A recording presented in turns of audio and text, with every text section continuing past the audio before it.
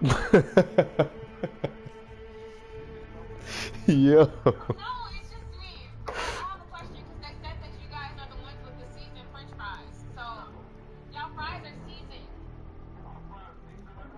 Yeah. Yo. Yo. And I would like an extra fry. Yes. Yes, yeah.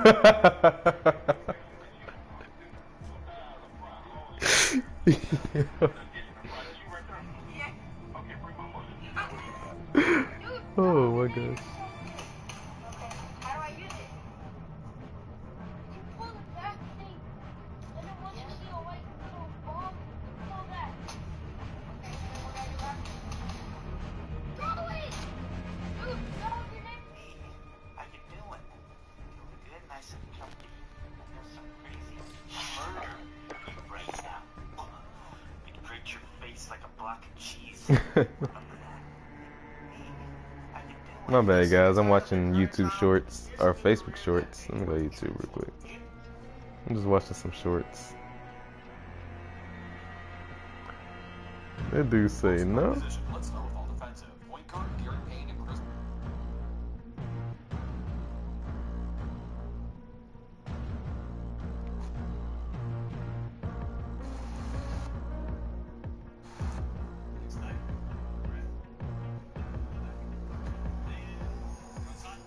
I want you to tell me one more time what that does. It's an electromagnetic force field. So I don't get snow on my windshield. Yo. $2.99. I want you to tell me one more time what that My dog sneezes after I take off my wig.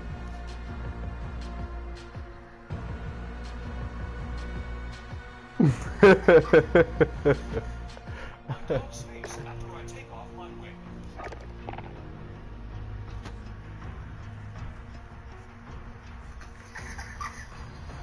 The Emirates NBA coverage rivalries to a head. Post by position. Let's start with all defensive.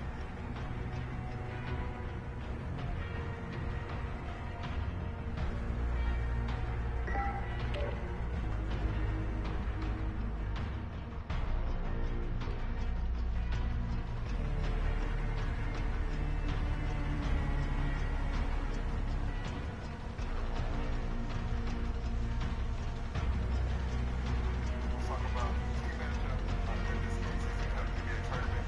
Mavs at Warriors, which marks Klay Thompson's return to the Bay, where he won 4 rings. So, Klay was asked about his emotions leading up to the matchup and responded in a way that only Klay would.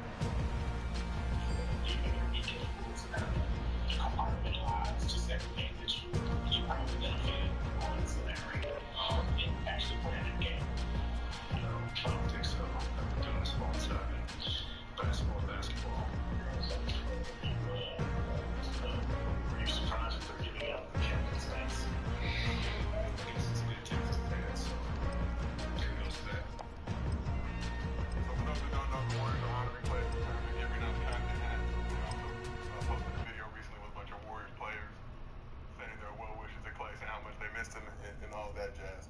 But in an interview with Martin Spears for Anscape, Klay was asked if he's kept in touch with Steph and Draymond since dipping to the Mavs and said, "I'm locked in. Not Enemy taking the hard point. Changing mags. Draymond talked about seeing Klay this past summer. And it's obvious Flash out! lost. 10 seconds. Get ready. Hard point. Capture and defend the hard point. When it moves, you follow.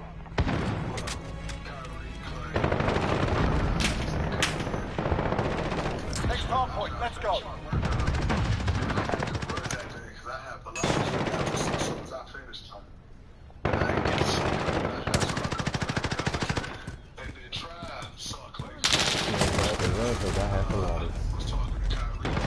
Hard point lost.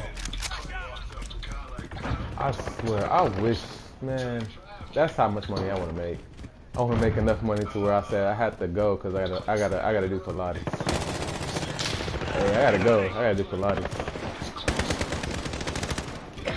Hardpoint secure.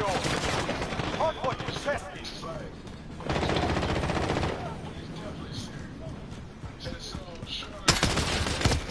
Wait. Wait, Riley? Get Dang. ready, we're about to Riley said nope. Oh my God, goodness, Riley. Give me a chance. Enemy at the office. But said no. Oh my get God. to the next. I'm with you. Send Claymore. Enemy personal radar in the air.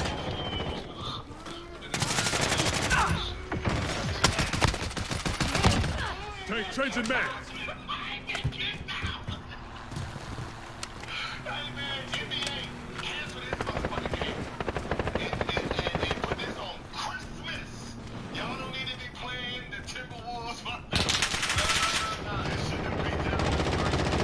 Enemy cluster strike incoming.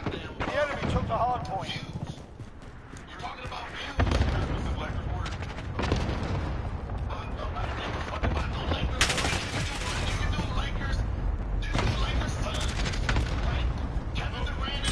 Get ready, we're about to move. Load.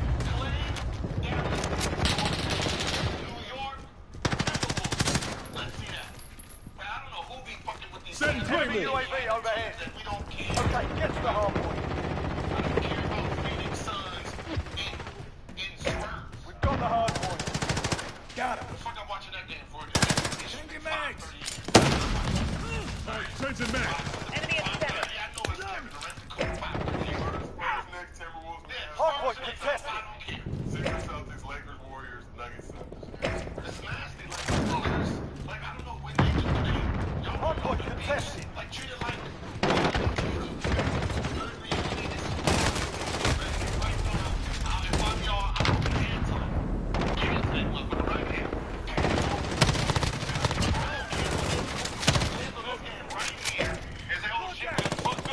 Hard point contested. Get ready, we're about to move.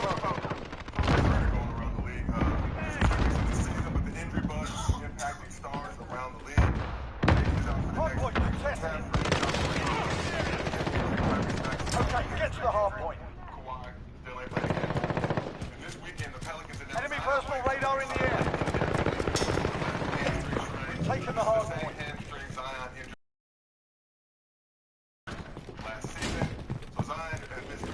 Send Claymore. We're in control. He played this season. He was averaging 23 points, 8 rebounds, 5 assists per game while shooting a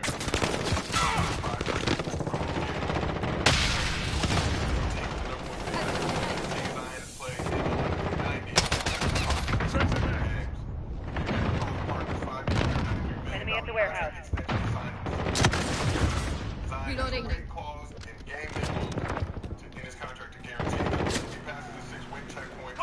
Get ready, we're about to move. Taking fire.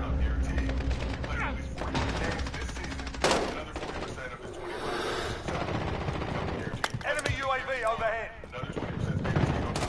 Okay, get to the hard point. Hard point lost.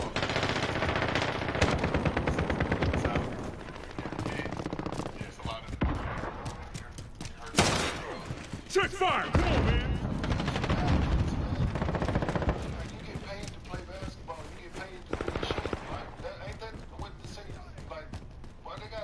Enemy cluster strike incoming. Take cover.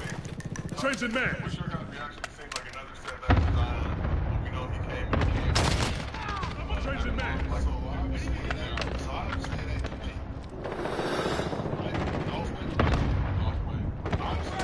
Hard point.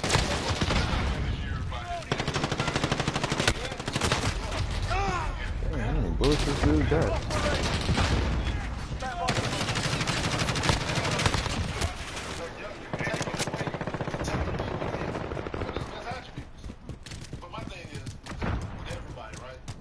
Okay, get to the hard point. Focus system deployed.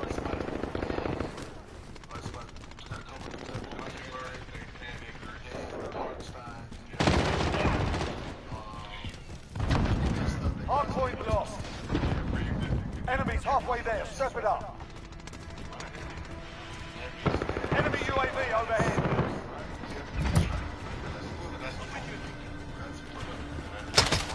Trench, and mag.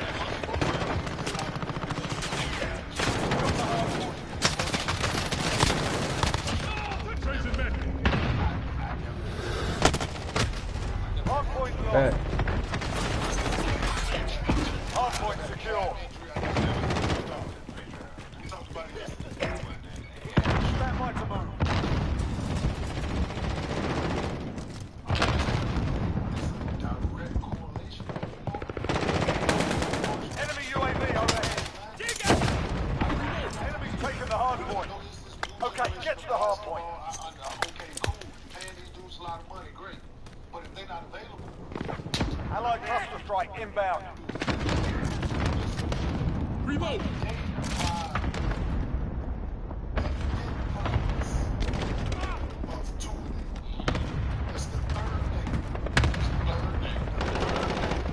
Hardpoint contested.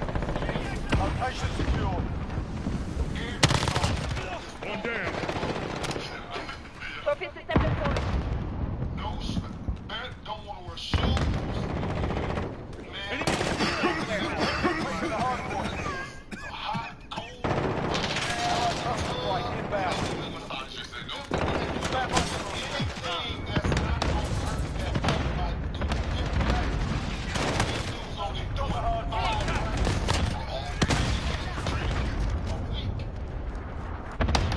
Hard point, let's go. Enemy's taking the hard point.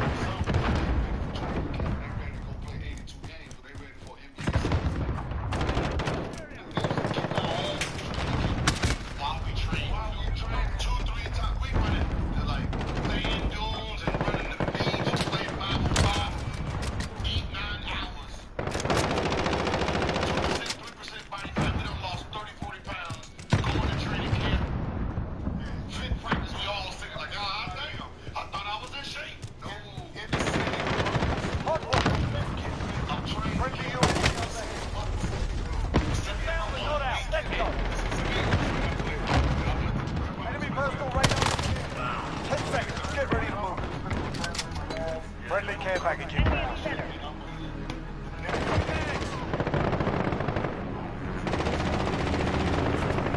Go. Get to the next one. I stopped cold turkey. I'll get ready for the second, right?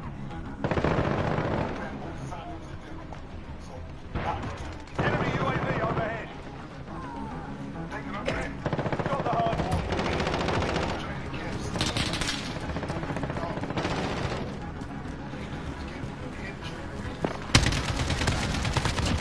Reload! Thermite out! Controlled environment. Now, instead of training camp and going through all this back and forth, battling, you just play games against other Hard competitors. point contested. The enemy took the hard point. They move 10 in seconds. real Get time, ready to move. Making you adjust in real time. You try to do moves that you ain't been practicing for a while. Changing back. Doing shit that you never before. It's just, Okay, get to the hard point. I didn't slip out the hamstring either. I ain't saying like a calf strain. The dudes want to get out of training camp. They take Location secured. back time. My back tight. Probably a little growing. Changing back. Dog, they just kick our ass. And it's unapologetic about it. Reloading. That's why we used to work, man. But it seemed like One's down. more now. Any Hard other point contested. they're getting so much Hard point rest lost. that it's like they're ready. Well, that's really what it is. Like, you're not doing anything. You're not. Took a beating today. Not gonna take it lying down. Why did you? Like, that was a horrible take with the Ronnie James playing against G League guys. You know what I'm saying? This is not 2000 where we're going at each other the whole time. We're practicing. I'm going against Larry Hughes. We're, you know what I mean? We're challenging each other. This era don't do that. This era, there's no second five versus the five. That's usually second five versus fucking coaches. You know what I mean? It's the ex players that's out of shape. You know what I mean? Going against the second unit. They not challenging the second unit like that. So it seems like in hindsight, it's better to go against somebody who wants his position, who wants to start him, where he can sit there and do that battle every day to get up to the whole game. Because D-Lo's not going to be going. D-Lo ain't going at him like that. D-Lo very quiet. He shots up in the corner, bullshit. He's not practicing and going hand to hand. They're saving themselves for the game now. That's the problem. What is your original question? What was the original question? We were talking about Zion Williamson in his particular situation. It's like 1,000 games. It stars across the league, but Zion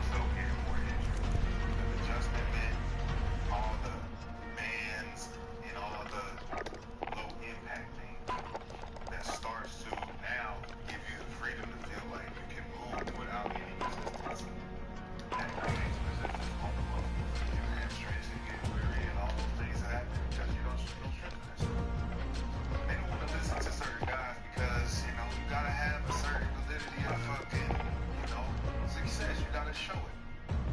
And that's unfortunate because I'm not in the field to show the success of how people want to see it. I'm only in my own league, so I can only show my own success. But I know for a fact that those guys is out there getting hurt with the hammer, they can't lift a weight. They couldn't lift you if you jumped on their back. They wouldn't be able to hold you up. They wouldn't know how to. So do you blame them or do you blame the teachers? That's my question, because I can only look at the student and be like, he's doing it wrong. That's his trainers, man. He's doing it wrong. Why he doing it like that? And why you keep getting hurt? Why you got knick-knack injuries that's an injury that's keeping you out? We all know, man, there's two guys that just look at that shit and be like, yo, and I know you look at it and you look at it. I know you look at it. AI and Cole looking at it like, man, go out there and play, man. These two dudes played through everything. And somebody who had microfracture. So I had microfracture, I know what that is. You know what I'm saying? We've all had it, so it's like, to come back and want to play after that, you gotta be a certain type of warrior. But these guys ain't warriors if you got knick-knack injuries that you're not taking care of. And you had the whole summer to strengthen your legs, conditioning your body, make sure you at optimal level for training camp. Even what y'all said, training camp did mean a lot for us because we were a different breed. They training them like they privileged. These guys, right? When you're talking about, think about some of these athletes, right? After helping the Lakers secure a win against the Sixers Friday, Bronny James made his G League debut Saturday for the South Bay Lakers as they took on the Utah Stars. LeBron and family were in the building for Bronny's debut, which was one of the hottest tickets around the league. So according to reports, the average ticket for this game sold out in 24 hours ago. Selling for $200 on the secondary market. Bronny Weapon free in 5 seconds. Bronny played 31 minutes in the game. Detonation is good. Real good. Finishing with 6 points, 4 assists, 3 rebounds, 2 steals. Don't go for one. Too close to one. But also had 5 turnovers. Enemy advance. Really, they smart me into a nuke? Oh my god. Come on, boy. They smart me into a nuke. Good impact. Still hot. Come on. They got courtside, they got... Maybe a little bit too tall for the thing. Uh-oh. There we go. Ron Tavius. So, undrafted rookie Quincy Oliveri led the squad with 28 points, 10 rebounds, 6 assists. 2023 second-round picks Maxwell Lewis had 27 and 5 boards. But it was the Bronny show. Sold out 24 hours. Aura, marketability. Like that pass, man. Looks better That's than just like what I thought. that's like a lob pattern. Yeah, just for like a house, man. I like the bones. I like the bones of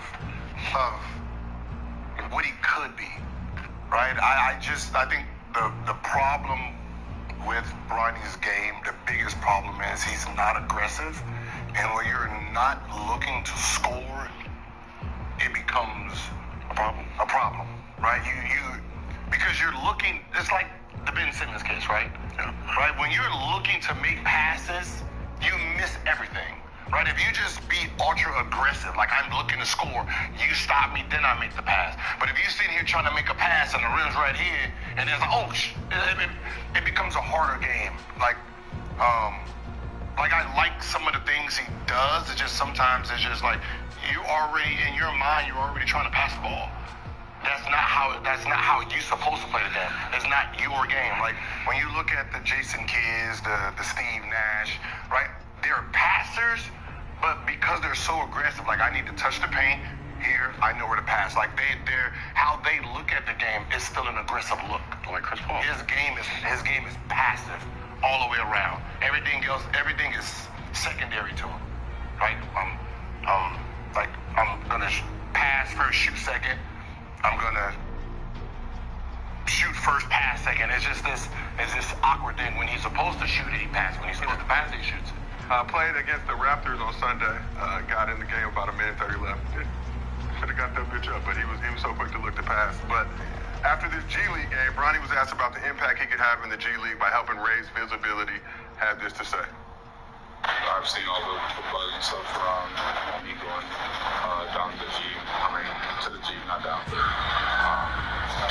Yeah, I mean, it's just an amazing experience for me to go out, play my game, and get some minutes under me. Yeah, I'm just outside for them. So should Bronny be using the G League as an opportunity to get more aggressive? I mean, he did take 9 shots, was 2 for 9 in the game. Yeah. You know, Yes. Oh. yeah. Yeah, that's the way he should play on the road.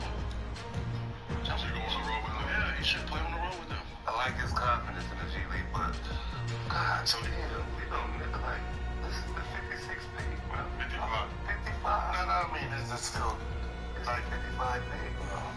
Most marketable 55. Yeah, talk about the number 1 pick. What? Who's number? Like all you research it. They talk about people ever talk about. No, we do it here in Gil's Arena, but it's about ourselves. This is the other side of Kirk Franklin praise. This is the reckoning. 2024. Running on my life. Sacrifice. Hustle, pay the price. One slice. Got to roll the dice. That's why all my life I've been grinding all my life. All my life. Running on my life. Sacrifice. Hustle, pay the price. One slice. Got to roll the dice. That's why all my life I've been grinding all my life. Hello, welcome to another episode of Club Shay Shay. I am your host, Shannon Sharp. I'm also the proprietor of Club Shay Shay, the guy that's stopping by for conversation and a drink today. Ladies and gentlemen, you're gonna love it. Some call him one of the greatest comedians, dead or alive. One of America's greatest entertainers, one of the funniest men on the planet, world-renowned, multi-talented, a comedy legend. He's the top touring comedian selling out arenas. He's a hilarious storyteller, Emmy award-winning actor, voice actor, rapper, writer, producer, director, icon, genius, a national treasure, philanthropist, humanitarian, social activist, a father, one of the great funny men of our generation and any generation, Mr. Cat Williams. Thank you, sir. That was magnificent. You are magnificent at intros, and you did not skimp on mine. I appreciate it. Appreciate that. You know, anytime you come to Club Shay Shay, we have to toast. Yes. Bro, you've been doing it. I mean, you told you one of the top touring comedians of all time. You already got started before we started taping. I did. Appreciate that. Tell the people at home. I thought they was lying. And, yeah, this particular alcohol is stronger than I think it probably by about 2, and unbelievably smoother and milder by the same 30%. I'm taking fire! Enemy UAV over there! And unlike cognac, the world over, this one doesn't taste like wood at the end, and it doesn't taste like it's got artificial colors, and it doesn't taste No like it's Christmas. got Shoot to artificial kill. flavors. It's a fine product. He's a connoisseur. You can tell he's a connoisseur. He's a cognac connoisseur. He understands the method that goes into making cognac. Right. Well, as a comedian, you get free drinks at the club. So all comedians either turn out to be connoisseurs like myself, or straight up and down alcoholics like 60% of Flash out! Club. I understand that you're very, very busy, and for you to take time out of your busy schedule and stop today, we really appreciate hearing Club Shay Shay. So thank you for stopping by. But I needed you to know why I Friendly came counter by. UAV active. Even though I don't go everywhere, I'm not interested in talking to people unless it's like a Larry King or somebody of an amazing ilk that I would actually I don't do it to sell products. I have things to sell, so let me come to it.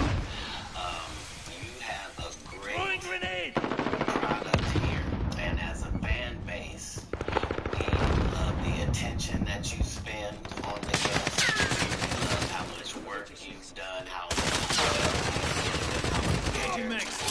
What's about you in football? You brought that on over to here. That's why is because you made a safe place for the truth to be told. You know what I mean? And I have watched all of Enemy's halfway there. Step it up. proud comedians Enemy Wilson deployed. disrespect you in your face.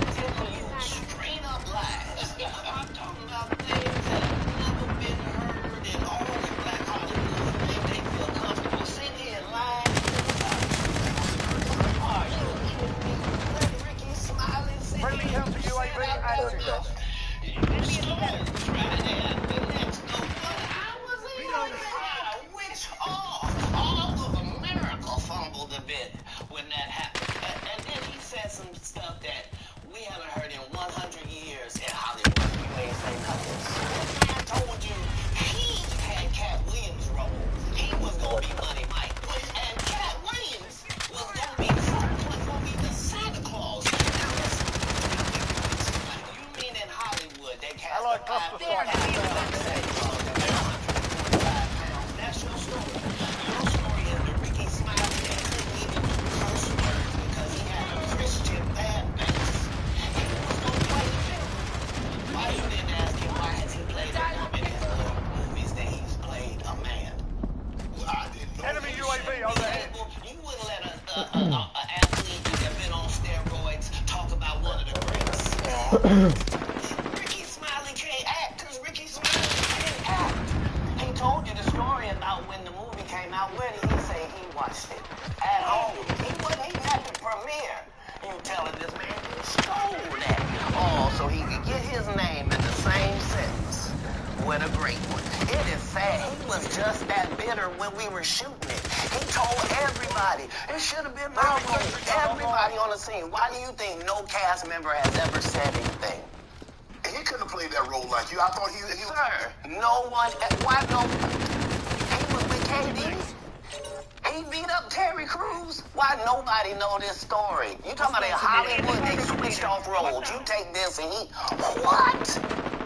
So Ricky Smiley knows this. And I don't know why he would lose a child and come on the air and start lying. That's why people believe in rituals right there. It's because, well, why would he lie? I don't know why liars lie. But I can tell you this. We auditioned in Los Angeles. Yes. I was audition number 201. 200 black comedians auditioned for the role of Money Mike with me.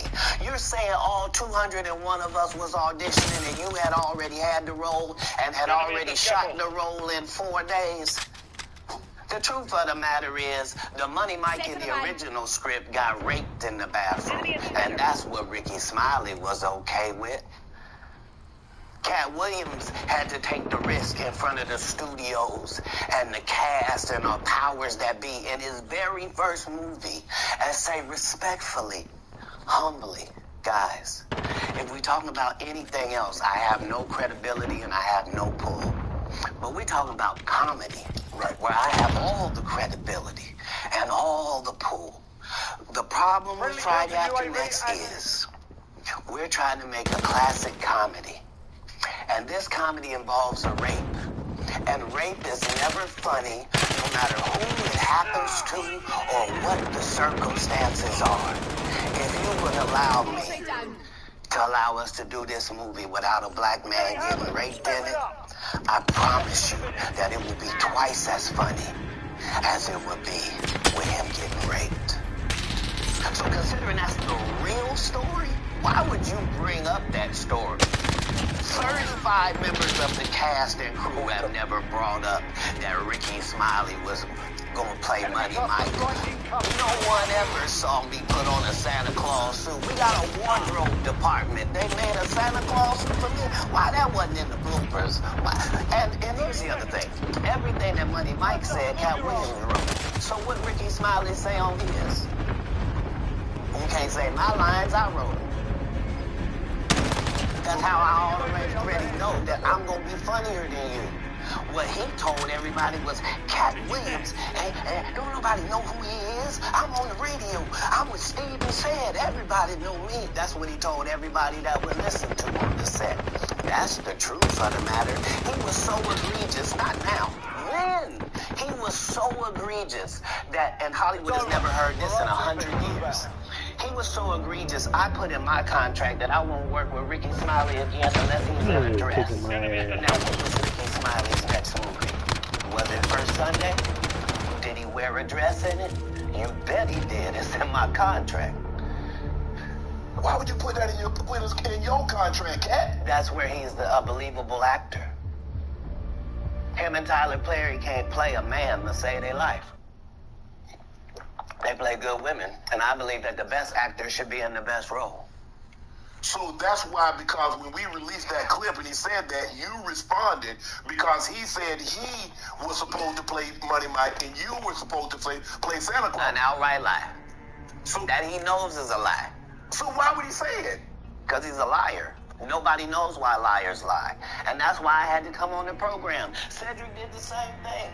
Cedric told you when you asked him, did you steal Cat Williams' joke? And he said, it don't line up. How it don't line up that I did it on TV in 2018? You came to see me at the Comedy Store do it in 2019 and then did it on the Kings of Comedy.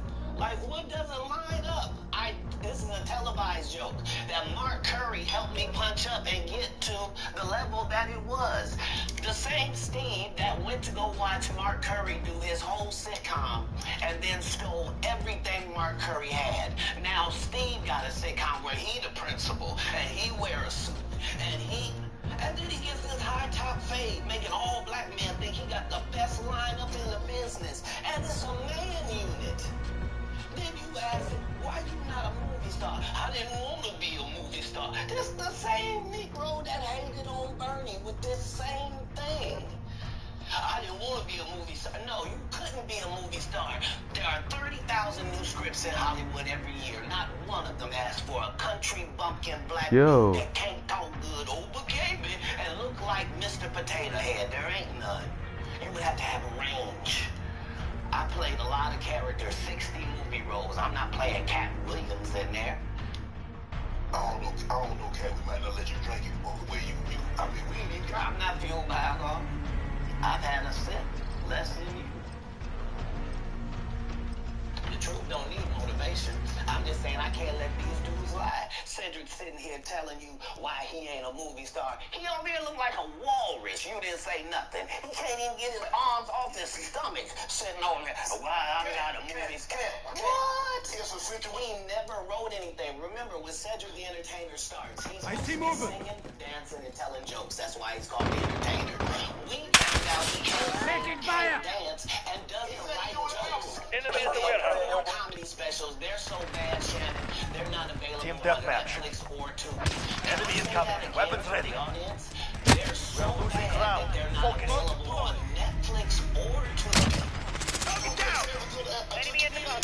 The world doesn't think that. Sir, I have 12 comedy specials. He has 4 specials that are not available on Netflix or Tubi.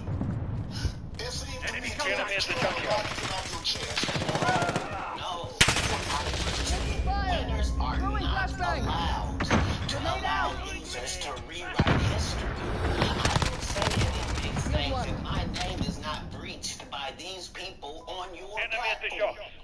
Then if you give a liar a platform to lie, then I'm not being messy by saying, hold on, that never happened. It's untrue. And there are hundreds of witnesses for each thing I'm saying. So let me ask you this. What is your relationship with Steve Harvey, Ricky Smiley, and Cedric the Entertainer as you sit here currently? Enemy at the shipping area. For 30 years, they're a group. These aren't 3 random guys. The way that Ricky Smiley kept appearing at all of my audiences, anybody that listened. Enemy UAV over. over. They know what it is. They know who the gang is. Why Earthquake not in movies? Because he's illiterate. He can't read. And they found that out when they gave him the show and put the cards in front of him. Like, all of these dudes are co-entwined and they share secrets, and this is the age of truth, and the truth doesn't need to be scared of the fact that people tell lies. Cats on drugs. Where are the stories? Why is there no story of anybody who ever sold a drug to me, did a drug? Enemy care package. Found me when I was inebriated. I got 5 daughters. I got 5 sons. Why would we tell these ridiculous stories? Because it's the competition. You feel like, well, why couldn't you guys just get along? Why didn't you get along with the other teams you were competing against? If you're a Denver Bronco, why you don't get along with the Cowboys? Something wrong with you? No, that's not. What comedian do you Did you play against the team? Enemy UAV overhead. I've taken 60. Reloading.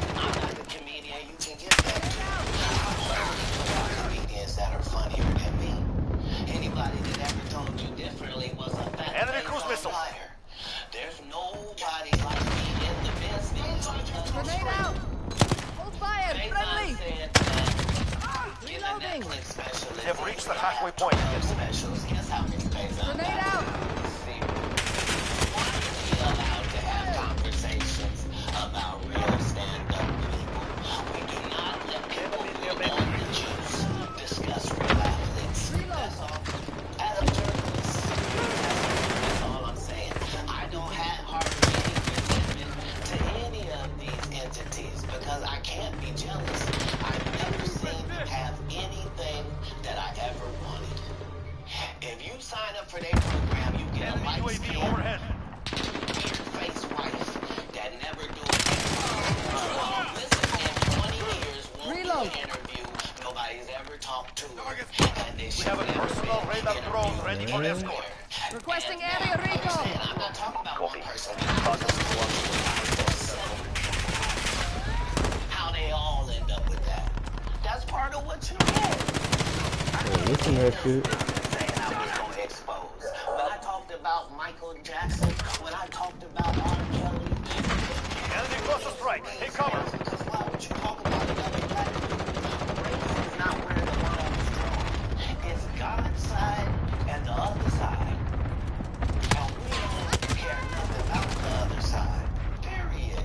Period. All of these big deviants is all catching hell in 2024. It's up to all of them.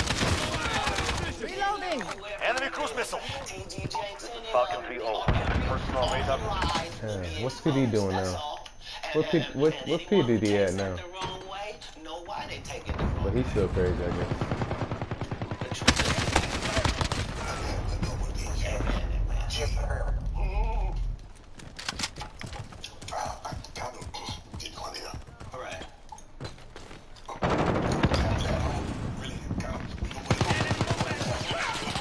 Reloading. Enemy at the warehouse. They're killing us. Pick yourselves up. Because in 30 years I've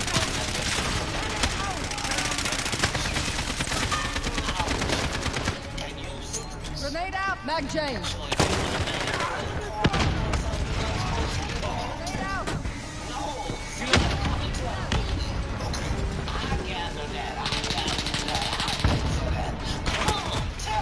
I know so many things I should know, and they all know it. They all know it. Why? Because you don't make me the villain. Not the guy that raised my children and ain't never done a hard drug in his life and don't have no Ass, stories bro, of doing ass. nobody dirty. And they'll just go out and they'll lie. The industry doesn't mess with cat because he never should have the studio. No studio has ever it will show you that no studio has ever lost money with me on the script. How? That's why I'm saying, that's why I can't let Ricky Smiley say he was supposed to play Money Mike. Because I wrote the words for Money Mike. I designed the hair for Money Mike. I collaborated with the wardrobe department and made outfits to make sure that no one in America would be wearing what Money Mike was wearing. I told them to go get the Prowler. I then told them to paint it purple.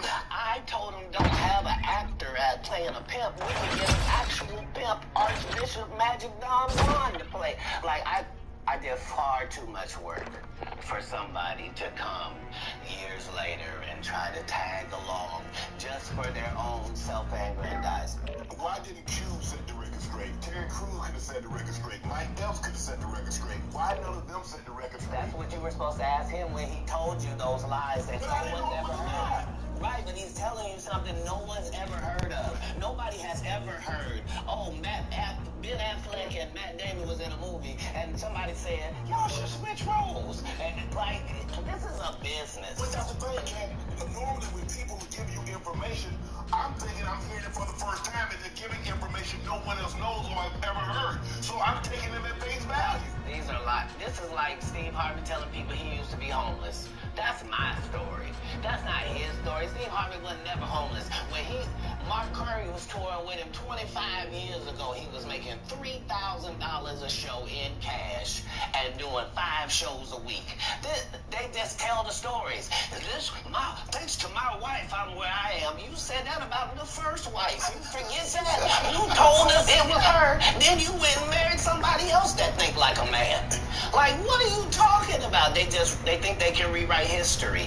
Guy Torrey did a beautiful special about the Comedy Store and Fat Tuesday, where he said that Steve and Cedric and Kevin Hart and Tiffany Haddish came through there and made all lies. Steve and Cedric never performed at the Comedy Store at all. Tiffany was only seen at the Laugh Factory. In 15 years in Hollywood, no one in Hollywood has a memory of going to a sold-out Kevin Hart show, there being a line for him ever getting a standing ovation at any comedy club. He already had his deals when he got here. Have you heard of a comedian that came to LA and in his first year in LA, he had his own sitcom on network television and had his own movie called Soul Plane that he was leading? No, we've never heard of that before that person or since that person. What do you think a plant is? Maybe people don't understand the definitions of these words. He just did his documentary with Chris Rock where he shows you that his whole upbringing in comedy was on the East Coast. So how simultaneously was he here in Los Angeles doing the same thing? It did happen. It did happen. And I hate to seem like a petty individual for picking apart lies, but Jussie Smollett gonna keep lying until you say we don't believe you. Like, it's important in the checks and balances of the universe that liars not get to make complete narratives for themselves. Are you not afraid about being blackballed again? These are some powerful people. What do you mean again? These people are not powerful. Satan can't create anything. That includes blessings for his people. That's why, you know what the number one job of somebody that sold their soul in Hollywood is? Is to act like it didn't happen. They all do the same job. Why do you think Gary Owen can't cross over and he already white and been in comedy for 25 years? If what I say ain't the case. It's a cabal. It's a consortium. They rock with who they rock with and they go with who they don't. But I'm not scared of being the competition anymore than you were when you lined up across from a superior team. Yeah, on paper, they're a better team. They have all the assets and resources that we don't. But let us get on the line, boy, and see if that factors in. I guarantee you it won't. Wow. Because Shannon Sharp got to be a different person than that other person. Absolutely. And he always was. That doesn't change when I change teams. That remains the same.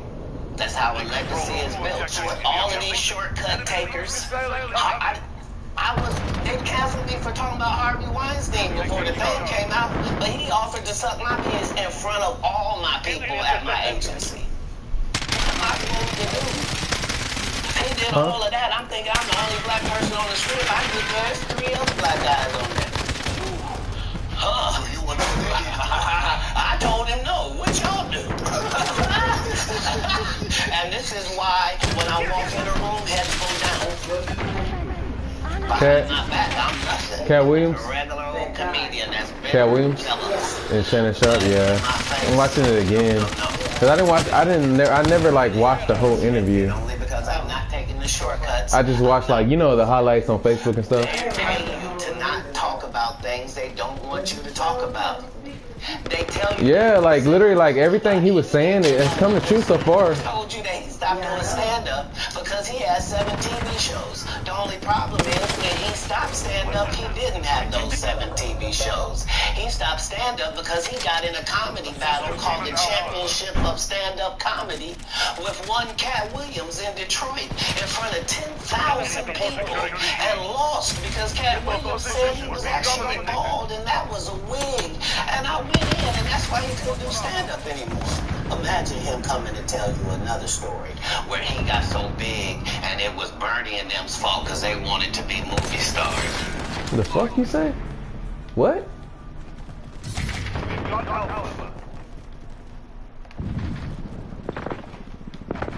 Nah, bro.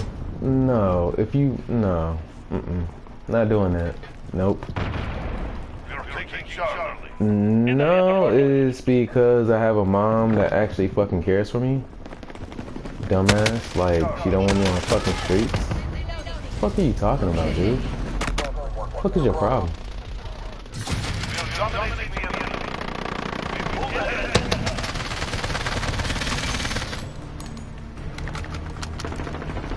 Oh, okay. Yeah, I thought so. They're taking Charlie. What? You called Ocean 11 to get that nigga's part. What do you mean you didn't want to be a movie star?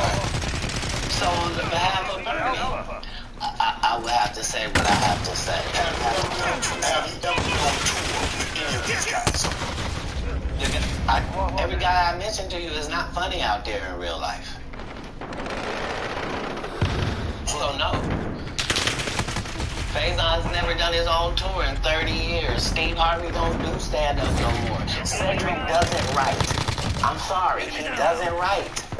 Ricky Smiley has been playing the same old black woman forever. Like, you can't get a young fan base with that.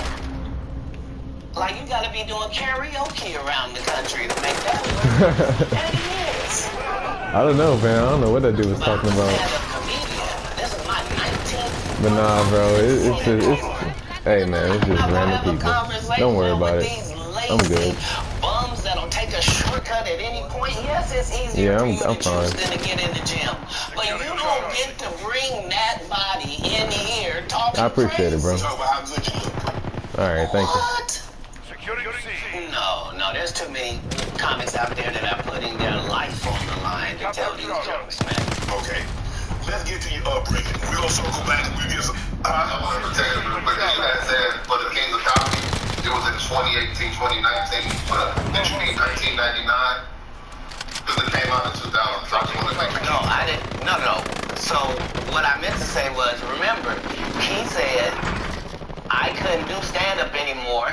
I had 7 TV shows. I said he didn't have any of those TV shows at the time. I know you're talking about Cedric. Jokes still said Oh, okay. You had said that 2018, 2019, but it came out in 2000, so I just want to make sure. Okay, no.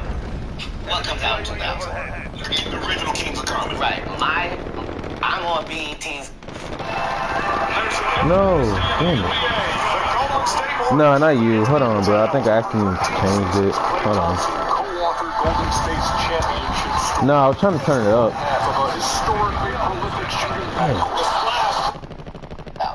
The original Kings of Comedy. Right. I'm on BET's Comic View, and they're using this as the commercial in 1998. That's why I'm saying, So if I said the date's wrong, Let's go ahead and clear that up. Okay. You said, I had Cedric on here, and I asked him about the joke stealing, and he said the timeline doesn't add up. Hey, bro, I'm already over it. No, don't do that. Don't feed into that. I'm already over it. Take this joke and nobody would know. The issue was already that over I it. had already done this particular joke. Don't even give him the energy. I'm good. BET's Comic View twice. You chilling, bro. We playing a game, bro. It's a game. It's a video game. Like, we playing a game. Like, don't even feed into that shit. So part of the commercial of make sure you tune in to BET, which you see me doing this joke. And this joke is one of those. Yeah, don't worry about that, man. Set it up, and it takes a little longer to set it up. Takes about 3 minutes. Exactly. He don't know you own your own. Exactly, bro.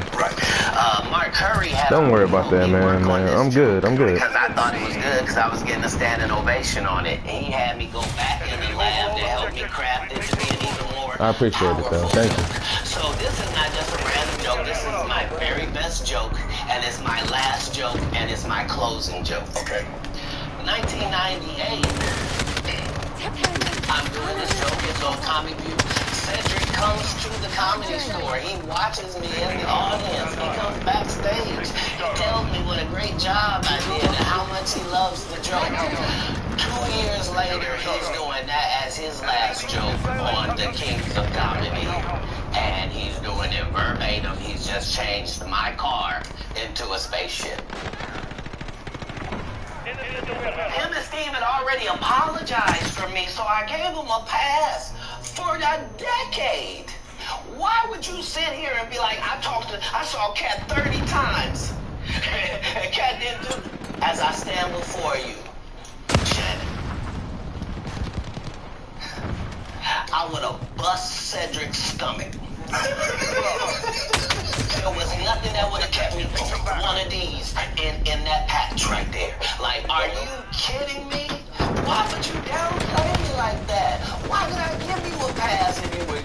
lie. And so that's what I'm saying. Like, they're all a group. Cedric, Steve, Ricky, they've been a group. Everybody knows that. They've been a line. And there are these alliances in comedy. And if you stand against them, then they sometimes have a problem. But we don't let that change the content, because that's all you know me for, is that I'm quite likely to tell the whole truth and nothing but the truth, so help me God. Can you believe we're this deep into the NFL season? We gotta make every second count. With DraftKings Sportsbook, you can make the most out of every game day. Bet on your favorite team for a shot at winning big bucks. New customers can score $150 instantly in bonus bets for betting live on any matchup. Get in on the action with DraftKings Sportsbook, an official sports betting partner of the NFL. Download the app now. Use code SHANNON. New customers can score $150 instantly in bonus bets for betting just $5 on the NFL. Only on DraftKings Sportsbook with code SHANNON. Check me out. Let's get to your point. Born in Cincinnati, Ohio, raised in Dayton, Ohio. What was Cat Williams' upbringing like? Your parents were Jehovah's Witness. You were a prodigy. You were brilliant. You talked to me that you got accepted to college at 7 years of age. You could read fluently at 3 years of age. So having that kind of knowledge, having that kind of prodigy, or what was your upbringing? How was it? How was life as Cat Williams Crunk coming up? Why she up there giving advice? She didn't win. He went through something. He lost a mother. How were you able to be there for a friend to let him know, bro? I can't even imagine the pain that you're going through, but I just want you to know that I'm here for you if you ever need me. Man, that cried more than he did. I don't know what to say, but I'm here. I don't have no words. If you need anything, if you need me to go pick these kids up every day, or if you need me to, whatever you need, I'm extending myself to you, bro. That was really, that caught everybody off guard. All my life, been grinding all my life. Sacrifice, hustle, pay the price. Want a slice, got to roll the dice. That's why all my life, I've been grinding all my life. Yeah. All my life, been grinding all my life. Yeah. Sacrifice, hustle, pay the price. Want a slice, got to roll the dice. That's why all my life, I've been grinding all my life. Hello, welcome to another episode of Club Shay Shay. I am your host, Shannon Sharp. I'm also the proprietor of Club Shay Shay. The guy that's stopping by for conversation and a drink today is one of the funniest comedians of his generation. He performs to sold-out crowds nationwide and internationally. The maestro of improvisation. He's one of the hosts and creators of the hit podcast Improv Show 85 South, which debuted the original Kings of Comedy. Right. I'm on BET's Comic View, and they're using this as the commercial in 1998. Okay. That's why I'm saying, yeah. So if I said the date's wrong, yeah. So Let's go ahead and clear it up. Okay. You said, yeah. I had Cedric on here, and I asked him about the Joe stealing, and he said the timeline doesn't add up. Correct. To that point, you say. Right, so he thought that I was just a no-name comedian and that he could take this joke and nobody would know. Right. The issue was that I had already done this particular joke on BET's Comic View twice. Right. It had done so well on BET's Comic View that they had made it part of the commercial. So part of the commercial of which you tune in to BET was you seeing me doing this joke. And this joke is one of those jokes in comedy where you set it up and it takes a little longer to set it up, takes about 3 minutes, but then you're just hitting them with jokes after that because you don't have to set it up. Right. Mark Curry had already helped me work on this joke because I thought it was good because I was getting a standing ovation on it. He had me go back in the lab to help me craft it to be an even more powerful joke. So this is not just a random joke. This is my very best joke, and it's my last joke, and it's my closing joke. Okay. 1998. I'm doing this joke. It's on Comic View. Cedric comes to the Comedy Store. He watches me in the audience. He comes backstage. He tells me what a great job I did and how much he loves the joke. 2 years later, he's doing that as his last joke on the Kings of Comedy. And he's doing it verbatim. He just changed my car into a spaceship. Him and Steve had already apologized for me, so I gave him a pass for a decade. Why would you sit here and be like, I saw Cat 30 times. And Cat didn't do as I stand before you, Shannon. I would have bust Cedric's stomach. There was nothing that would have kept me from one of these in that patch right there. Like, are you kidding me? Why would you downplay me like that? Why did I give you a pass if you were just on live? And so that's what I'm saying. Like, they're all a group. Cedric, Steve, Ricky, they've been a group. Everybody knows that. They've been aligned. And there are these alliances in comedy. And if you stand against them, then they sometimes have a problem. But we don't let that change the content, because that's all you know me for, is that I'm quite likely to tell the whole truth and nothing but the truth, so help me God. Can you believe we're this deep into the NFL season? We got to make every second count. With DraftKings Sportsbook, you can make the most out of every game day. Bet on your favorite teams for a shot at winning big bucks. New customers can score $150 instantly in bonus bets, or betting $5 on any matchup. Get in on the action with DraftKings Sportsbook, an official sports betting partner of the NFL. Download the app now. Use code Shannon. New customers can score $150 instantly in bonus bets, or betting just $5 on the NFL. Even the secret people. Thank y'all for tuning in. Let's get to your I guess. Born in Cincinnati, Ohio, raised in Dayton, Ohio. That's weird, What was Cat but Williams' alright. upbringing like? Your parents were Jehovah's Witness. You were a prodigy. You were brilliant. You talked to me that you got accepted to college at 7 years of age. You could read fluently at 3 years of age. So having that kind of knowledge, having that kind of a prodigy, what was your upbringing? How was it? How was life as Cat Williams coming up?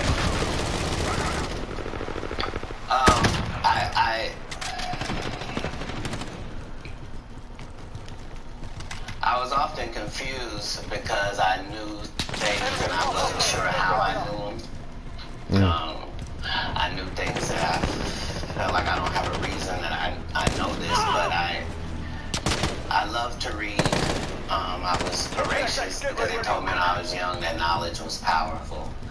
That knowledge was power, and I had studied powerful people, and I really believe that. I immediately, my next project was to read the whole encyclopedia set. So when you're like 6, 7 years old, you read the whole encyclopedia set, you think you're one of the smartest people in the world, only to get out in the world and find out you don't know anything, you know? So it was a confusing time, but yeah, I had a childhood. I was grown, but I at 5 years old, I was in front of 5,000-10,000 people giving a performance with a full suit and tie on. You know what I mean? So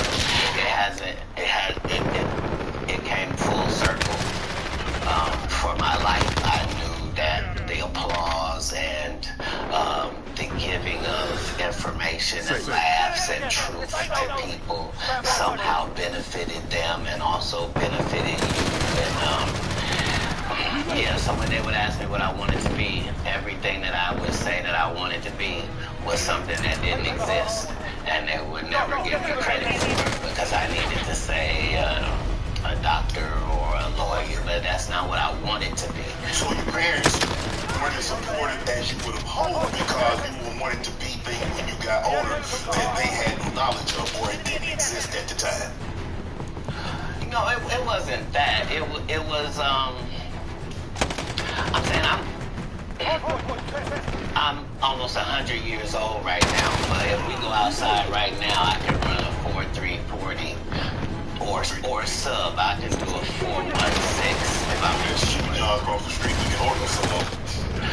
But we doing the submarine. That what you saw? So back then it was even greater. So you got this guy that all the coaches want to play.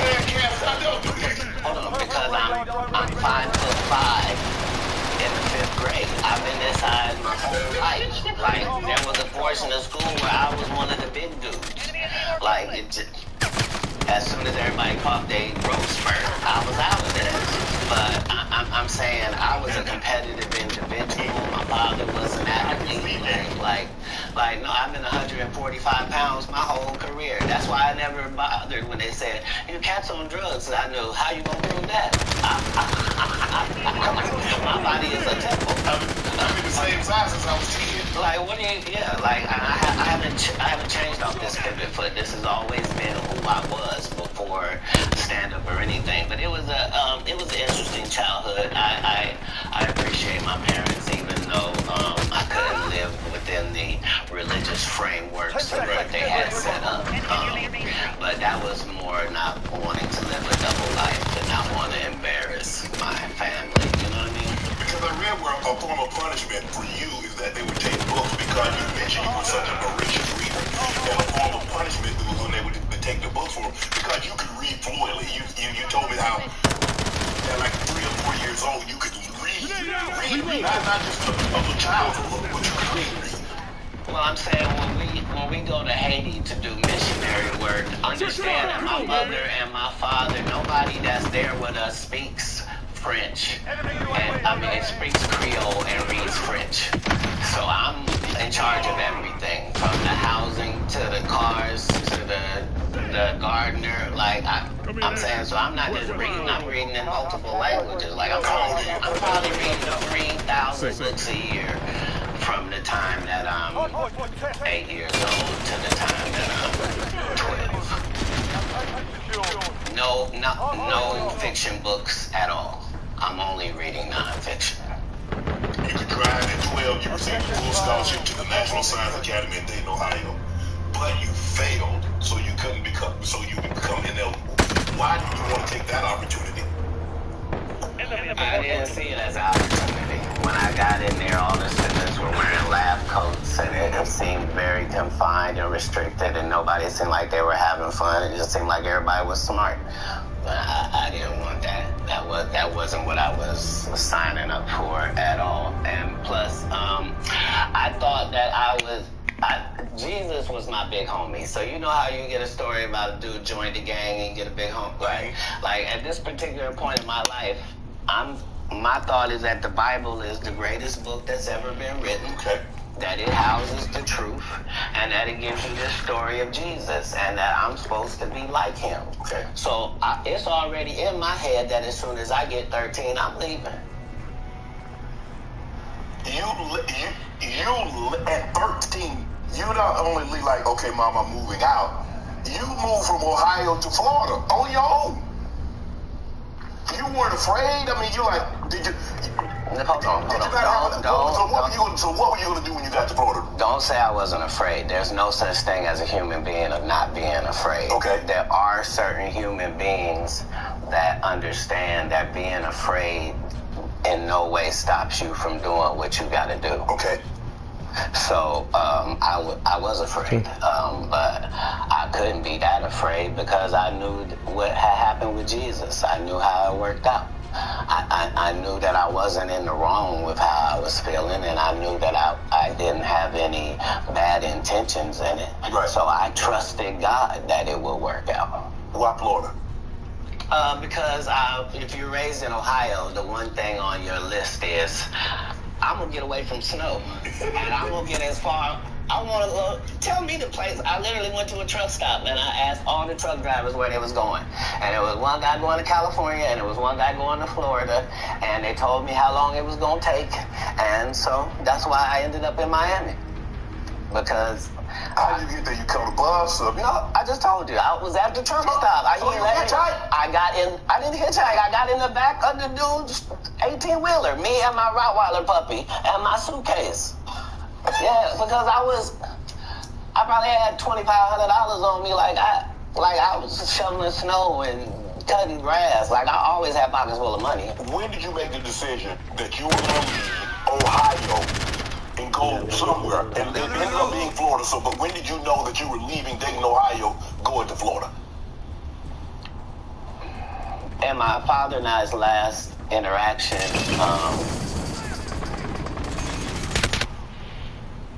somebody could have not made it. And we both understood that was all bad. What was the disagreement about? It if you say that my family is very religious, let's just say I'm not. So anything that I'm going to do is going to fall out of the guidelines. Right. But I'm not going to let you tell me what I'm going to be, especially if what you're saying is wrong. I can't condone wrong. And if I find out that something is wrong and I tell you it's wrong and you don't back me, that's what it is. Even as a young child, you were willing to tell your parents that some of the things that you're saying doesn't coincide with what I've been reading in the Bible. No, very simply, don't try to disfellowship me for sexual acts and I'm a virgin. Sorry, God don't make mistakes. You don't get 2 times to fuck me over. What do you mean you went to God and he told you I was guilty? You just lied on God. So long. That's it. There's no conversation. Deuces. That's when you made the decision. After that conversation right there, you say, nah, I can't live under this rule. It wasn't a conversation. It was an altercation. In the altercation, I love my father loved me, but we are 2 men at it. It'll never be the same again.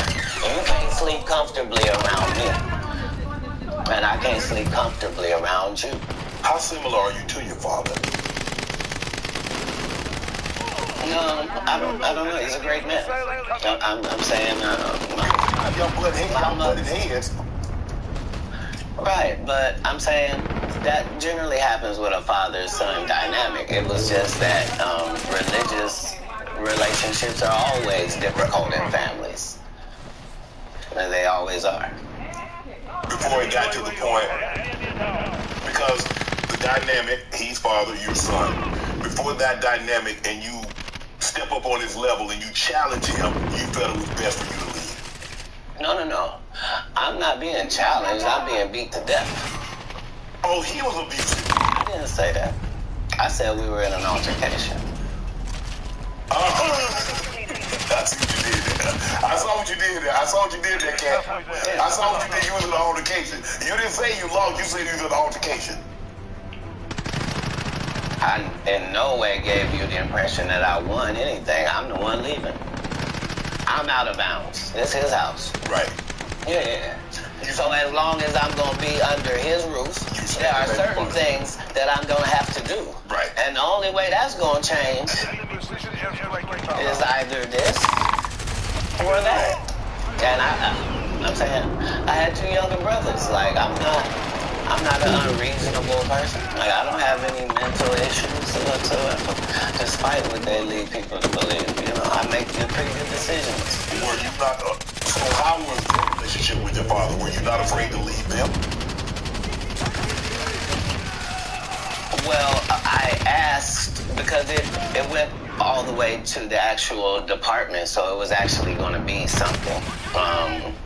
And when I asked them if they could just make sure that my brothers didn't get separated and what have you, they said they couldn't make those type of guarantees, that they weren't really sure what would happen if this went down. And so part of leaving was the hope that it would be okay for them, because none of them what I experienced. I'm saying I'm the oldest. It's a lot riding on me.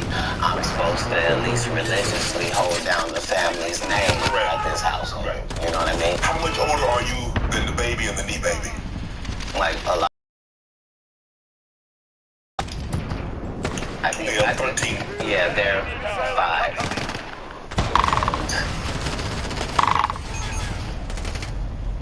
5. In Pampers. Wow. You go to Florida, you tell the story. I've heard you were homeless. And somebody else told the story, said they were homeless, and you said they hijacked your story. Now, I don't. At 13, I shouldn't have to tell you I'm homeless. I'm in Miami, Florida. I have no family members in Florida. I couldn't buy a house if I wanted to. I couldn't get an apartment if I wanted to. I don't have a credit history. Like, This is not a stretch for me to say that I'm homeless. I'm living in a park in Coconut Grove. The park still exists to this day. For 8 hours a day, I would get up and go to the library and study for 8 hours a day to increase my education. And then I would leave out of there and go to the marina and steal car radios and make $2,000 almost daily. Like, I had a routine. So you really could have played that old thieving Santa Claus. You could have played it. No, the Santa Claus wasn't a thief. The Santa Claus, you can't tell me. I read the script. Ricky Smiley told you he didn't read the script. The Santa Claus was a crackhead. He just had that outfit on. That's what I couldn't have played. Okay. Like, I couldn't have played the black guy that got raped in the bathroom. Right.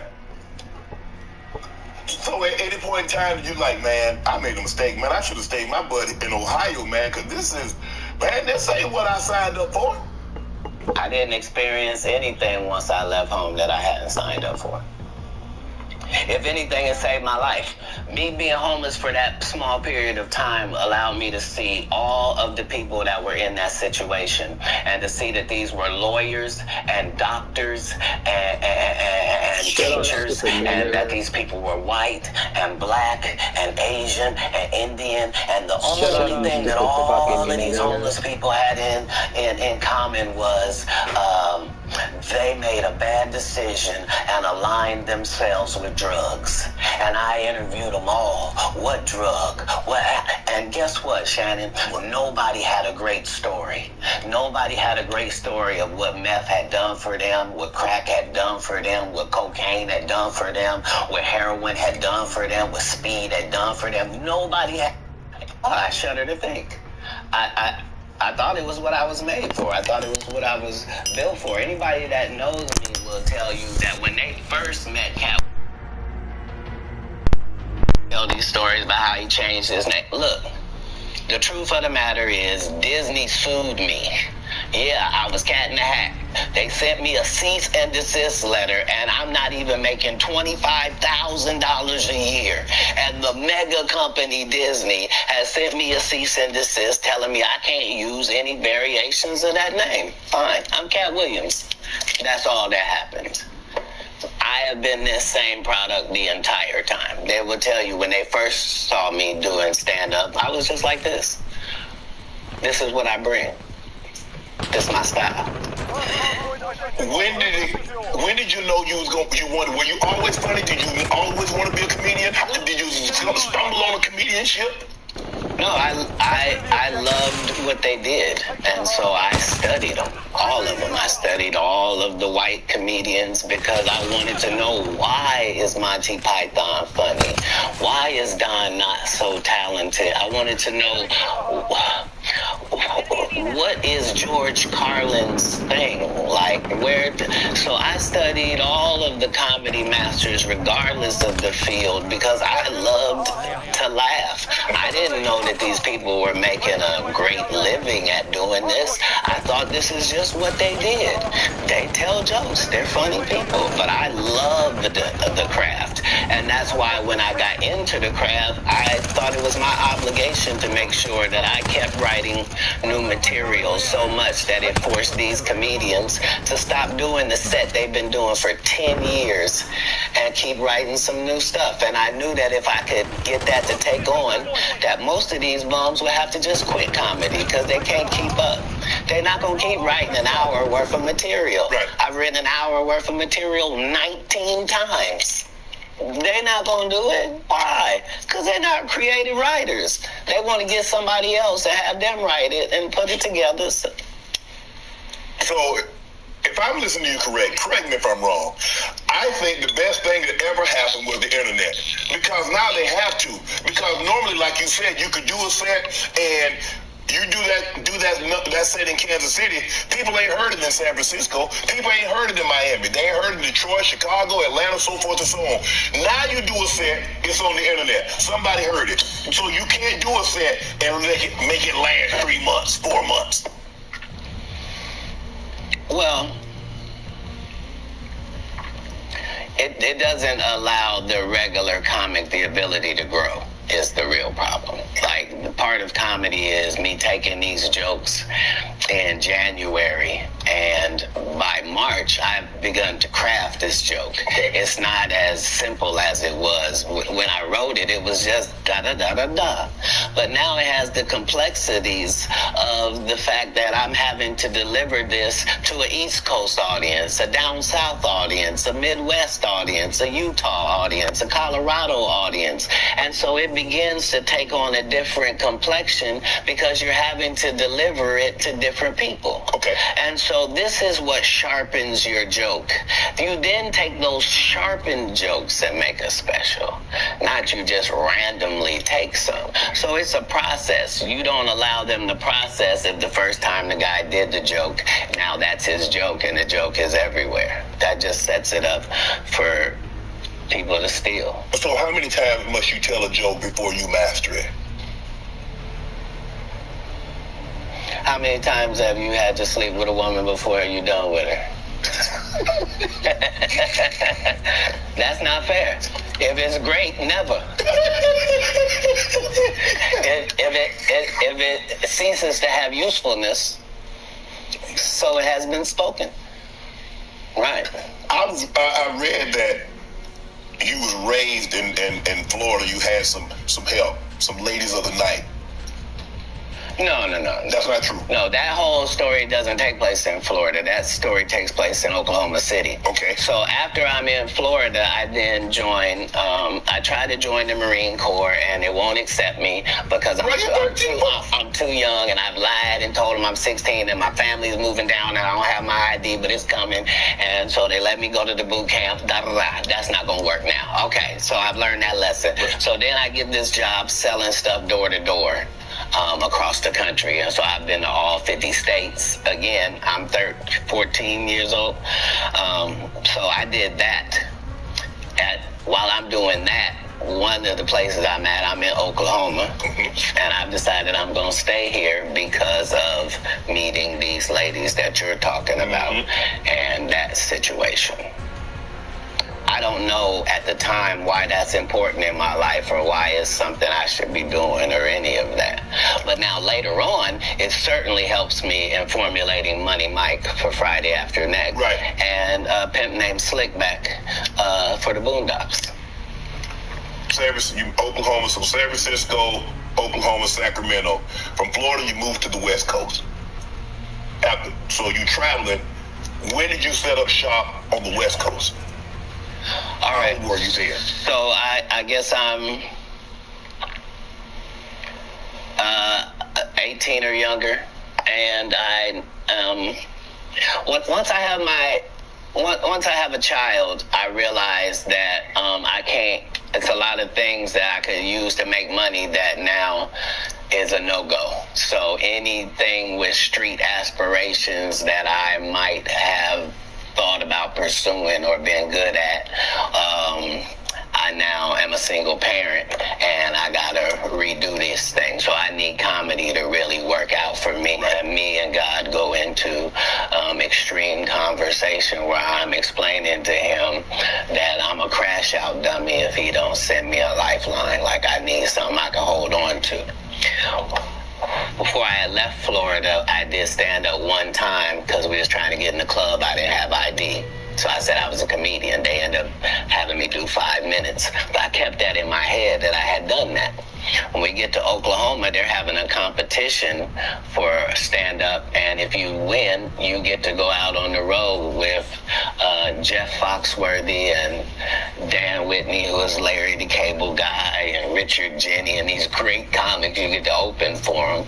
And once I did that, I realized, okay, as a comedian, I'm like way behind schedule. I done started this too late.